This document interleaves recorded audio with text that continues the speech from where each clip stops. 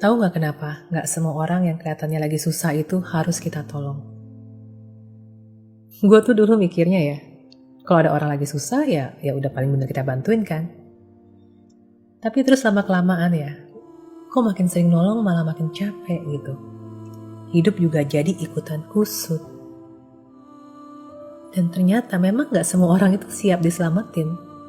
Ya kita hanya bisa menolong orang yang mau ditolong kan. Dan bisa jadi susahnya dia saat ini memang jalan dia buat belajar.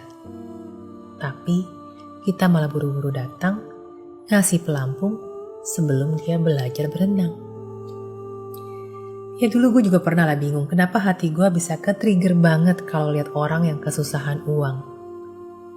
Dan ternyata itu karena gue pernah ngerasain gimana rasanya gak punya duit. Dimana mau beli susu anak aja sampai nangis karena gue gak sanggup. Jadi yang kegetar itu bukan peduli gue, tapi trauma gue sendiri untuk luka yang sama dengan yang dia sedang hadapi, yang ternyata belum pulih di diri gue sendiri. Nah, jadi mesti gimana? Satu cara yang paling efektif buat ngatasin ini adalah tanya pelan-pelan ke diri sendiri. Gue nolong karena dia beneran butuh, atau karena gue gak tahan lihat dia susah?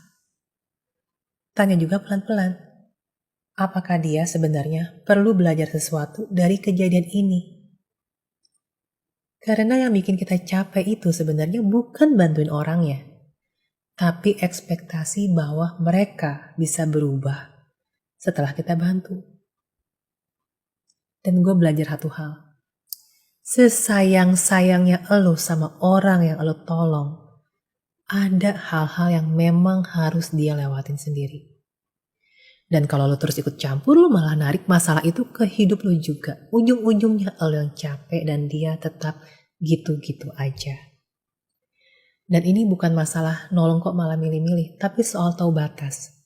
Kayak ibaratnya lo punya 1 galon air, kalau lo tuang ke semua orang tapi gak pernah isi ulang, elonya kering, mereka pun juga gak kenyang hausnya. Jadi pertanyaannya sekarang, bisa gak lo nolong orang tanpa ngerusak diri lo sendiri? Karena niat baik, kalau gak dipakai kesadaran, ujung-ujungnya bisa nyakitin dua-duanya.